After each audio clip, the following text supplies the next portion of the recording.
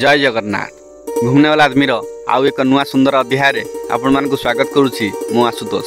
वर्तमान आसी आम पहुँचीचे ये हूँ शैवपीठ जोटा अच्छी संबलपुर रे बक्रेश्वर मंदिर। एठारे पूजा पाउछंती श्री श्री विमलेश्वर महादेव। तो चलतु ए मंदिर भितर को जीवा। ये हूँ बक्रेश्वर मंदिर अर्थात बक्र हूँ मंदिरटी 46 डिग्री रे बंकी अच्छी। तो ता विषय जानिबा एवं ए स्थानटी को संपूर्ण बोली मंदिर वक्र हेबार संपूर्ण रहस्य सहित ए स्थान में घटी एक दुर्घटना कूढ़ माछ को काटी एक महिला प्रस्तर पलटि जाते ता विषय जानिबा। तो चलतु भिडियोटी को आरंभ करिबा। ए देखुथिबा आपण शैव क्षेत्रटी रही हुमाठारे बाबा विमलेश्वर एही मंदिर रे आराधना होउथिबा बेले ए मंदिरटी वक्र मंदिर भावे जनाशुना जहाँ पृथ्वी अन्यत्र कौठारे भी नाही। ए वक्र मंदिरटी निर्माण करिसेंती संबलपुर प्रथम राजा बलराम देवे।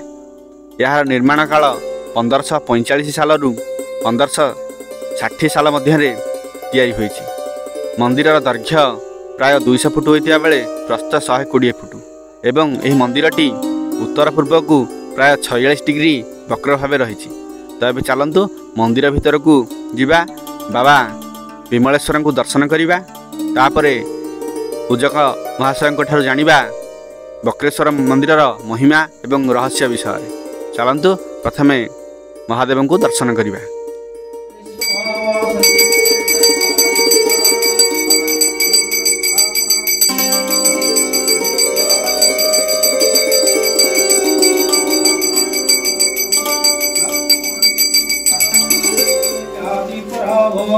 नाना शक्तिधरं देवं नगाराय नमो महादेवमर्पणं महायोगी महेश्वरं महापापहरं देवं नगाराय नमो नमः शिवाय विघ्नेश्वराय जय गिरतो जय भाव सर्वकामना सिद्धिर्तो रोगव्याधिग्रस्त शान्तिर्तो ओम वीक्षणं जैवताडनं दीनमुद्रां महामुद्रां ईशं नैवेद्यं समर्पयामि नमो नमः। ओम ध्याय नित्यं महेशं रजतदिनिवं ध्याय विघ्नेश्वराय ओम त्र्यंबकं जयामहे सुगन्धिं पुष्टिवर्धनं उर्वारुकमेकवन्दनं मृत्युर्मुखियमामृताः। नमः शिवाय विघ्नेश्वराय जय गिरतो सर्वकामना सिद्धिर्तो रोगव्याधिग्रस्तशान्तिर्तो ओम त्र्यंबकं जयामहे सुगन्धिं पुष्टिवर्धनं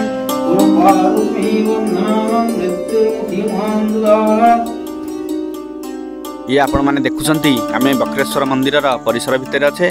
तो चलतु पूजक नाना शुणा मंदिर रहस्य विषय। पपंगा गाँव से गाई गुटी आसला पूर्व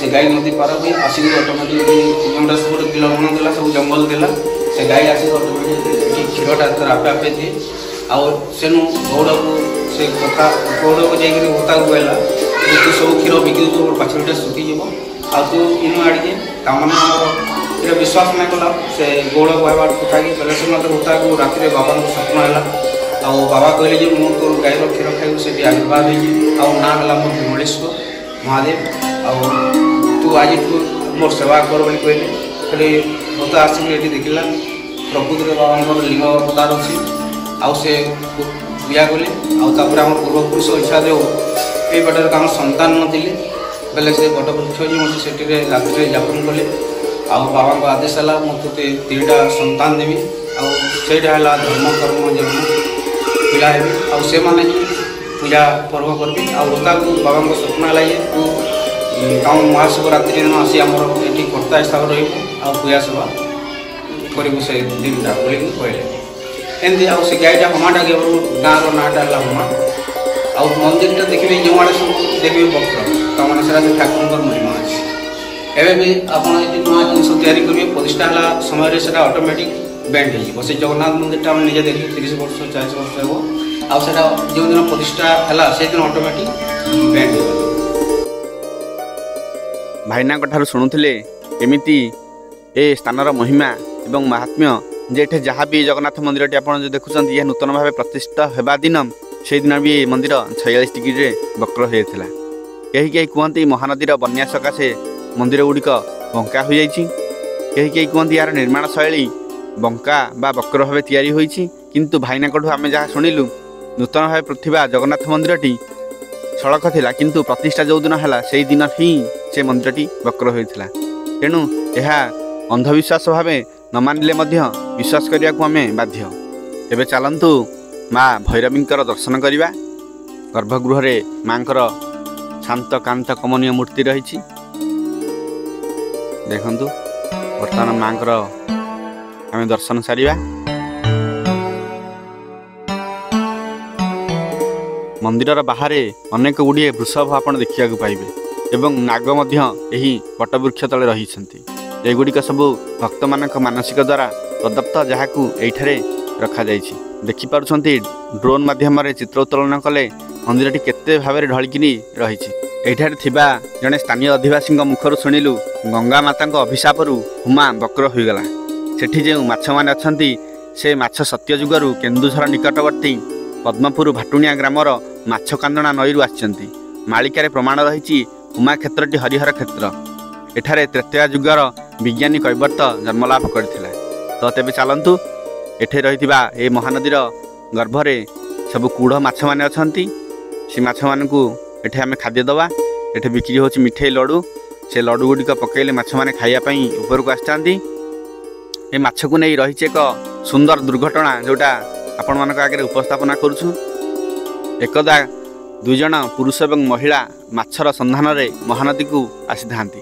विभिन्न जगार जाल पकाया परे माछ न पाइबारु तांकर पत्नी एही कूढ़ माछ को पनिखी माध्यम धरी तांको पनिखी माध्यम काटिले जद्वारा से एठारे एक प्रस्तर मूर्ति पलटि गले जहाँ आज पर्यंत एठारे रही।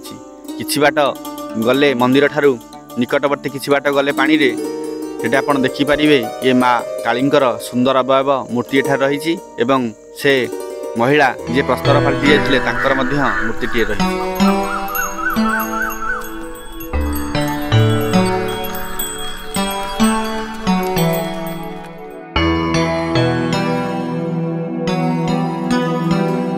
ये आपण माने देखुछंती से महिला जनक जे माछ को काटी प्रस्तर पलटि जाइथिले।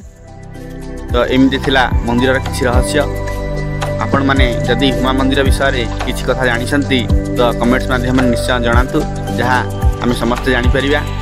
किंतु मंदिर परिवेशटी जदि आम कहवा अत्यंत सुंदर और मनमुग्धकर ता भितर महादेवंकर बास अत्यंत बढ़िया लगुच मंदिर परिवेश। आपण माने आसिले यह निश्चय अनुभव करें। तो आज ये भिडियोटी को एठी रखिबा। पुणी देखा आउ एक नुआ अध्याय से पर्यंत रहुची। जय जगन्नाथ।